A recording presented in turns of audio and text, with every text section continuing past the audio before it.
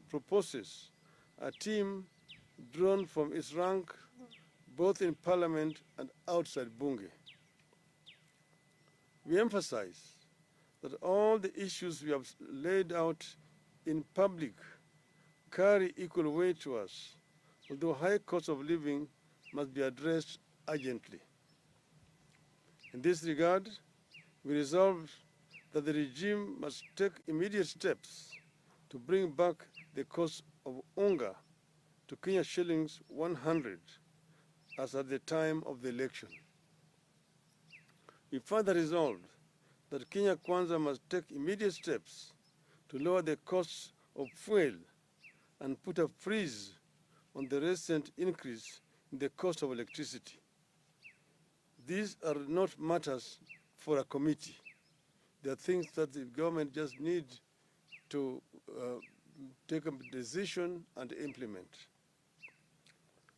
Further, we have resolved that the state must immediately take up the costs or waive all medical bills of victims of police brutality, including journalists and the last expense costs of those who lost their lives.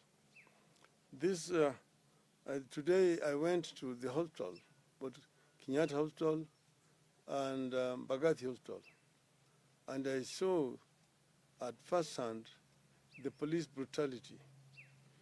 People who are unarmed and shot by the police on their groins, some on their stomachs,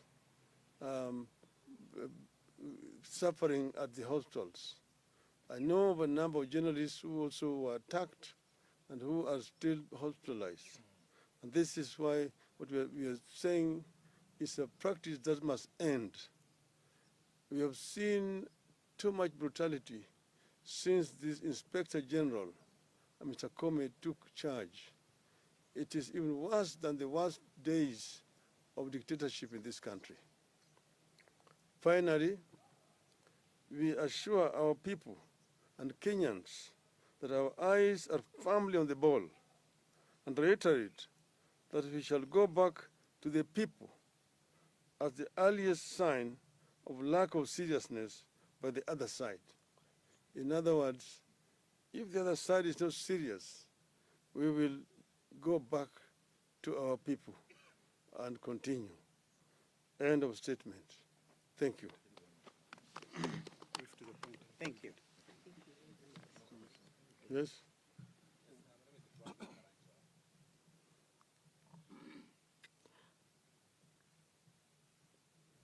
Well, my name is Ibrahim Karanja from NTV. I have a couple of questions.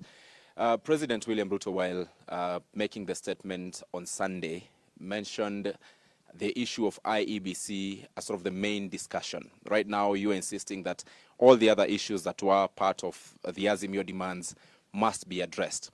We have also seen the Kenya Kwanza parliamentary leadership talk about this particular process to even state that there will be no handshake, which again, your team has insisted. Perhaps if the president insists on what, or Kenya Kwanza insists on what was on their list, what then happens? Then secondly, we understand that the U.S. Senator for Delaware, Chris Coons, just left the country yesterday. Would you please confirm or deny that the U.S. and President Joe Biden was part of the discussions that may have happened between Azimio and Kenya Kwanza? Thank you. Let me first begin by the first question that you asked. We, of course, talked ourselves. Mr. Ruto made his statement. But I just want to say that that was not the basis of the understanding between the parties that were negotiating or talking between us. That statement fell far short of what had been agreed, and they know it. And that's why in our own statement, reiterated firmly what was going to be the basis of our engagement with Kenya Kwanza. And what we have reiterated in this statement is not different. We have actually mentioned the same issues that we said we wanted to be addressed. Those are the issues which made us go to the streets. And we mentioned them clearly. One, auditing of the servers so that we can put this matter to rest. We understand that some people are trying to tamper with the servers. They need to know that we are watching them. We know it, and we also know that's why we are talking about a forensic audit by experts, so that the truth can come out finally, and we put that to the end. Secondly, we mentioned the issue of the cost of living of our people. And we know that our people are suffering.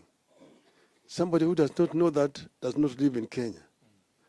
We know so many of our people who cannot put a bread on the table.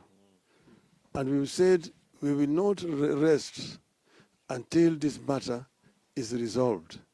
And we said that the government does not even need any committee on this issue.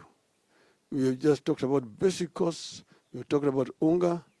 We talked about fuel, about electricity, the school fees, as very basic issues that the government can address without much problem.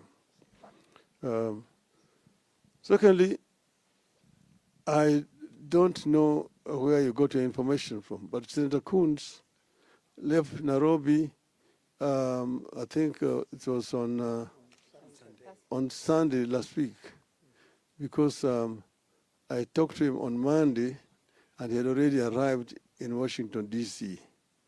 Because he met the other side, and he also came and met with us. And we told him exactly what we know and the reason why we are actually going to the streets. And he said that that is our democratic right, to go to the street to protest peacefully. He did not see anything wrong with us doing that at all. So, but we need to know that we are not a colony of the United States. So we do things as Kenyans.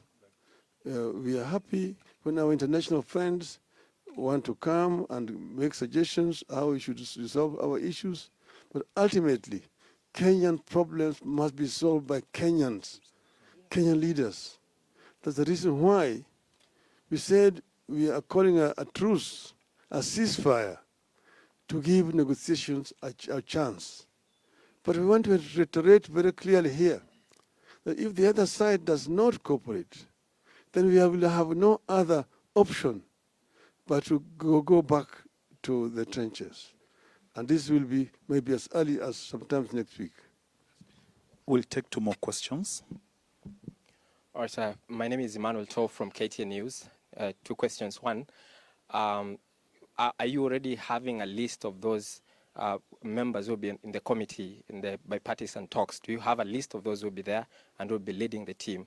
Number 2, are you warming up or are you ready for the position of the official opposition if that is floated? Thank you. Yes, we know who is going to represent us. It has been suggested that we will have a committee of 14, that is 7. This is from Parliament, both houses of Parliament. But we have said that this process, we want it to be akin to the process that was led by Kofi Annan. That is we're going to have members of Parliament in it, but they are going to sit outside Parliament.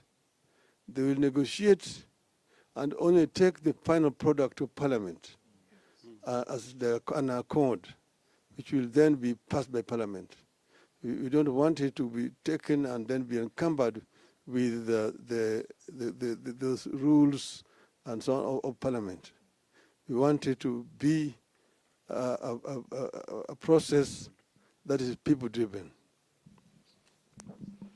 My name is Chamutai Goin. There are now about, I want to make it very clear. We have never talked about a handshake. That is a language coming from the other side. They're the ones who have been saying, oh, these people, unataka tu handshake, nusu mukati, and so on. Take it to Mr. Gachagua. Tell me, I don't even want to shake his hands. My name is Chemutai Goin from Citizen TV, and I have one question. Looking at the bipartisan approach, is your team maybe concerned about the neutrality of Parliament, alive to the fact that there have been a lot of movements that have been witnessed, and is that why maybe there's that call to have external individuals who are not members of Parliament, noting that maybe there would be allegiance to the various parties that they represent? Now, what we have said is that we will have members of Parliament negotiating with their members of Parliament.